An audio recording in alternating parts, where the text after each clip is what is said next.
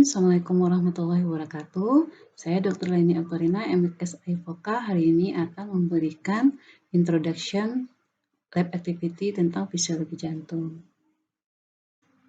Ini SLO yang akan kita bahas.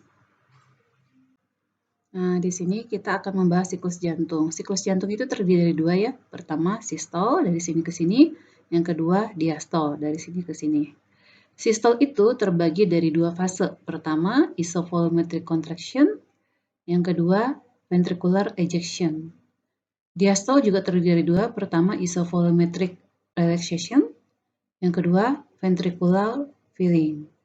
Nah, di sini kita bisa melihat ventricular filling dibagi lagi menjadi 3. Nah, jadi makanya ada yang pembagiannya itu 4, ada pembagiannya 6. Untuk pembagian 6 ini, ventricular filling ini dibaginya lagi menjadi 3. Yang pertama, rapid inflow, diastasis, sama atrial systole. Rapid inflow ini, darah yang masuk dari atrium ke ventricle itu cepat. Cepat lagi karena perbedaan tekanannya sangat jauh. Kemudian nanti akan masuk fase diastasis. Tidak terlalu banyak yang masuk. Kemudian atrial systole. Atrial untuk fase ini, rapid filling sama diastasis ini, darah masuk ke ventricle secara pasif. Itu 80% volumenya itu masuk secara pasif. Nah, kemudian fase atrial systole. Atrial systole ini adalah kontraksi dari atrium. Kontraksi atrium akan menekan darah yang tersisa di atrium untuk masuk ke ventricle. Ini menyebabkan sisa 20% dari volumenya itu akan masuk ke jantung karena kontraksi dari atrium. Kemudian kita lihat untuk katup.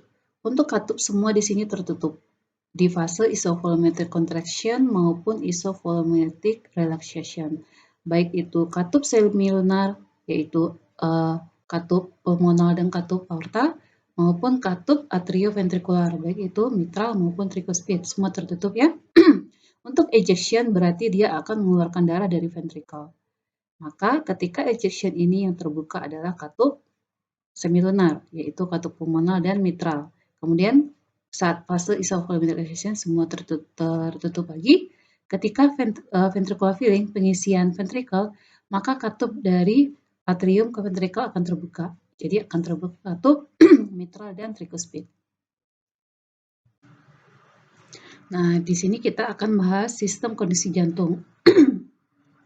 Sistem kondisi jantung dimulai dari SH node. Ini sebagai pacemaker utama ya. Sinoatrial node. Dari SH node ini, dia akan mengeluarkan beberapa internodal pathway. Ini yang di atrium kanan, ini yang di atrium kiri. Nah, kemudian nanti dia akan sampai di AV node atau atrioventricular node. Dan nanti dia akan ke septum. Ini ada his ini nanti akan bercabang. Cabang kanan his, ini adalah cabang kiri his. Kemudian nanti dia akan mengeluarkan serat-serat Purkinje. Seperti ini ya.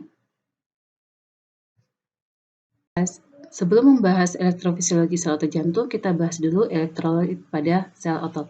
Nah, di sini kita bisa melihat ekstraseluler dia lebih positif, sementara intraseluler dia lebih negatif. Apa ion yang paling banyak intraseluler? Kalium. Kalau ekstraseluler yang paling banyak ionnya natrium. Nah, di sini natrium lebih sedikit, di sini kaliumnya yang lebih sedikit. Ketika misalnya channel natrium terbuka, maka natrium akan bergerak dari mana ke mana? Maka natrium akan bergerak dari luar ke dalam. Kenapa? Dia akan bergerak dari konsentrasi tinggi ke konsentrasi rendah. Demikian juga ketika yang terbuka adalah channel kalium, maka kalium akan keluar dari sel karena dia akan bergerak dari konsentrasi tinggi ke konsentrasi rendah. Untuk membran potensial, sel otot jantung itu ada dua macam ya, ada sel-sel pacemaker dan ada sel-sel kontraktil atau miosit. Pada sel pacemaker, membran potensial istirahatnya itu 60 mV. Sementara pada sel kontraktil dia min 90 mV. Sebelum kita membahas aksi potensial, kita bahas dulu definisi beberapa istilah ya. Untuk membran potensial itu adalah voltase dari membran. Voltase dari membran sel. Apa itu resting potensial? Resting potensial adalah voltase membran ketika fase istirahat.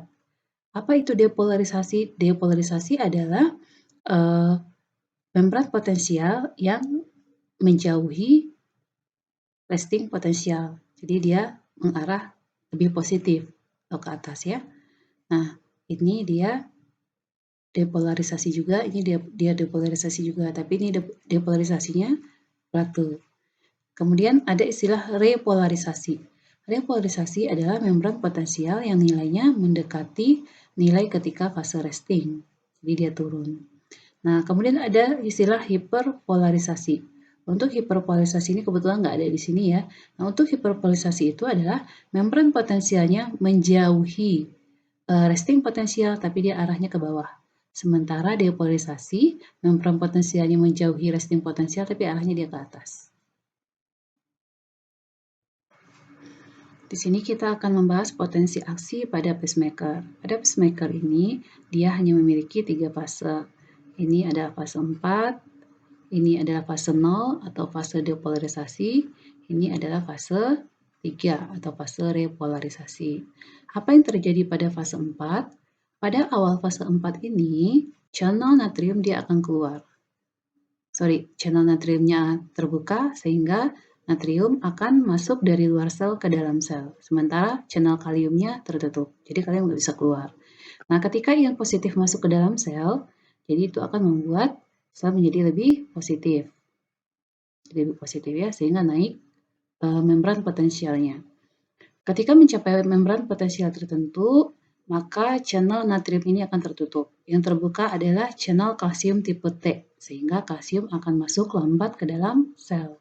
Ketika mencapai threshold min 40, channel kalsium tipe T akan tertutup, channel kalsium tipe L akan terbuka. Kalsium akan masuk ke dalam sel dengan cepat, sehingga terjadi depolarisasi. Nah, ketika mencapai membran potensial 0, kalsium ini, channel kalsium tertutup, terbuka channel kalium. Kalium akan keluar dari sel dalam sangat cepat, sehingga terjadi repolarisasi. Nah, kemudian dia akan mencapai min 60 dan dia akan kembali mengalami fase 4. Seperti itu seterusnya. Nah, ini pembahasan untuk sel otoritmik atau sel pacemaker. Baik, sekarang kita akan membahas fase aksi potensial pada sel kontraktil. Di sini kita bisa melihat untuk fase di otot-otot kontraktil ini dia memiliki 4 fase, berbeda dengan yang pacemaker, mereka cuma memiliki 3. Nah, ini dia memiliki fase 4, fase restingnya dia memang lurus ya resting, sementara pada fase 4 pada pacemaker itu dia naik, sementara pada kontraktil dia lurus. Nah, kemudian dia memiliki fase 0, fase depolarisasi. Nah, dia memiliki depolarisasi yang berbentuk plateau. Jadi depolarisasi yang di-maintain atau datar. Nah, kemudian dia memiliki fase 3 depolarisasi, sama ya dengan pacemaker. Apa yang terjadi pada fase 4? Di sini pada fase 4 dia tertutup ya channel natriumnya. Nah, kemudian channel natrium ini akan terbuka sehingga natrium masuk ke dalam sel dengan sangat cepat. Sehingga naik depolarisasinya tajam sekali. Ketika dia mencapai membran potensial plus 20, ini tertolak ya kalau diserut plus 30. Ketika mencapai plus 20 ini, maka channel natrium akan tertutup. Yang terbuka adalah channel kalium. Nah, channel kalium terbuka, maka kalium akan keluar dari sel, jadinya turun dia membran potensialnya. Ketika dia mencapai 0,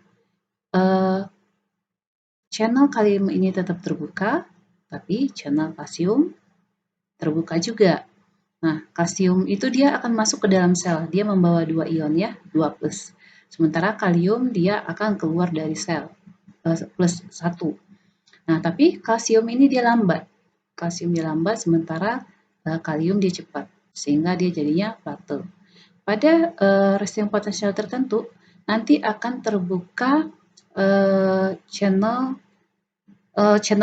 kalsium ini akan tertutup. Channel kalsium tertutup sehingga dia tidak bisa masuk ke dalam sel. Sementara channel kaliumnya masih terbuka. Dan ada juga tambahan beberapa channel kalium terbuka, channel kalium lain akan terbuka sehingga akan drastis membran potensialnya karena terlalu banyak kalium yang keluar. Nah, pada fase ini adalah fase depolarisasi. Fase 0 dan fase 2 adalah fase depolarisasi, ini fase 3 adalah fase repolarisasi.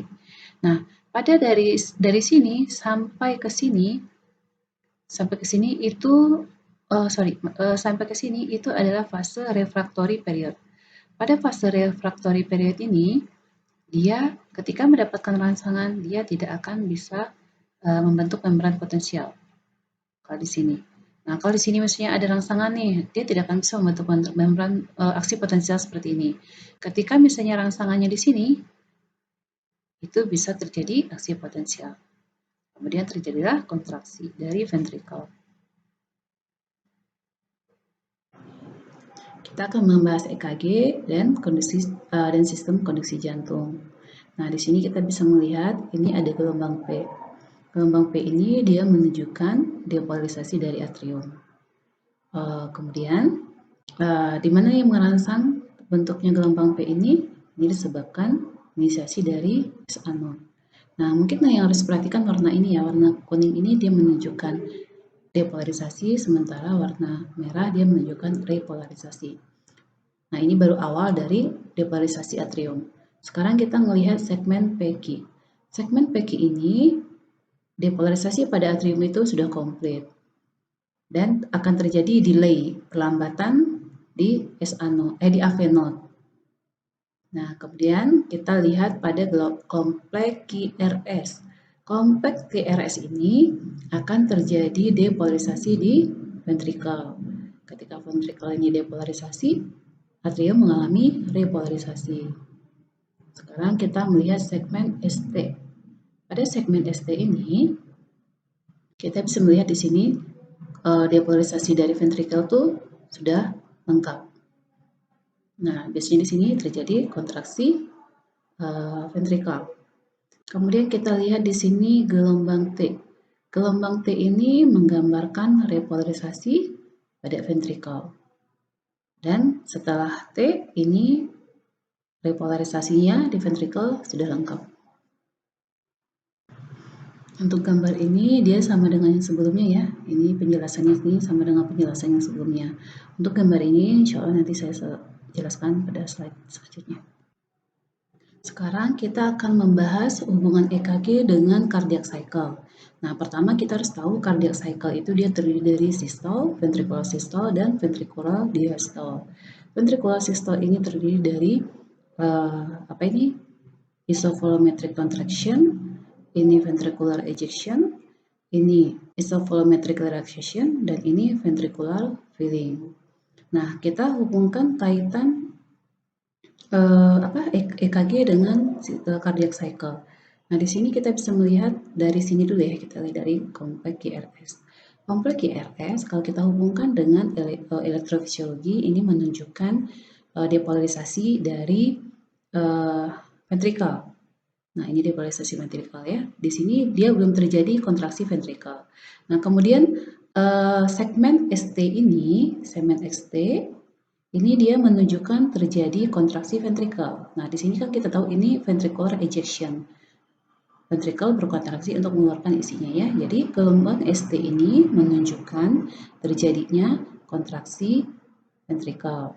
Nah, di sini kita bisa melihat ketika terjadi kontraksi ventricle, repolarisasi ini mulai terjadi. Jadi repolarisasi tidak langsung membuat kontraksi itu berhenti, tapi setelah repolarisasi komplit, baru kemudian ventricle itu berelaksasi. Nah, ini kondisi ventricle berelaksasi di sini ya. Nah, di sini kita tahu juga di dalam fase ventricular filling itu ini kan pengisian ventricle. Ini fase awal itu pengisiannya secara pasif. Nah, kemudian di sini gelombang P ini menunjukkan depolarisasi dari atrium. Setelah atrium berdepolarisasi, maka dia akan berkontraksi. Nah, bagian sini menunjukkan terjadi kontraksi atrium. Kita tahu 20% bagian akhir dari pengisian ventricle disebabkan oleh kontraksi atrium. Nah, ini kaitannya EKG dan cardiac cycle. Baik, sekarang kita akan belajar sedikit dasar-dasar kelainan EKG. Nah, di sini kita tahu gelombang P ini menunjukkan depolarisasi dari atrium. Nah, kalau misalnya atrium itu mengalami gangguan, maka gelombang P-nya ini bisa abnormal. Mungkin salah satu gangguannya itu gangguan pada S anode, atau mungkin adanya fibrosis pada atrium. Nah,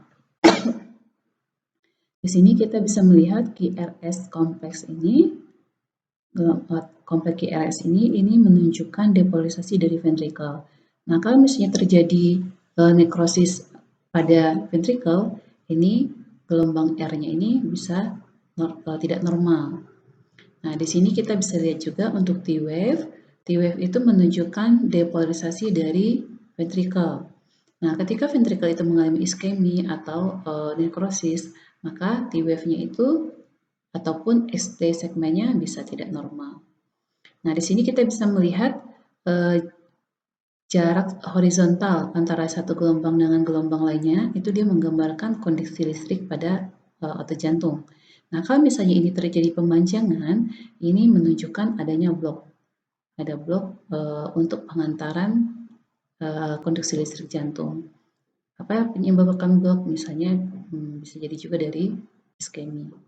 Nah, kemudian ketika dia memendek, ini menunjukkan ada pathway tambahan. Bisa pathway tambahan, misalnya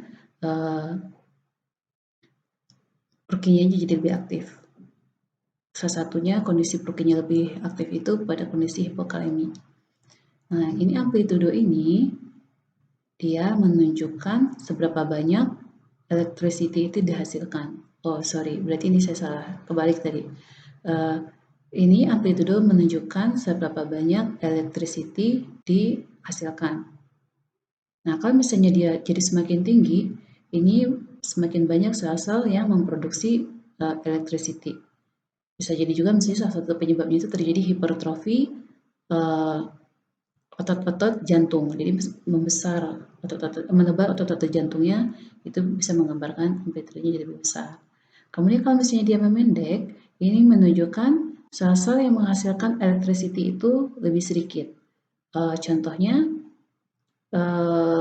pada ventricular ischemic atau nekrosis, itu kan selnya mengalami gangguannya, sehingga itu menyebabkan amplitudenya memendek. Untuk referensinya, adik-adik bisa baca di Fisiologi Tertora dan bisa juga dari Sarwood ya. Sekian kuliah dari saya. Assalamualaikum warahmatullahi wabarakatuh.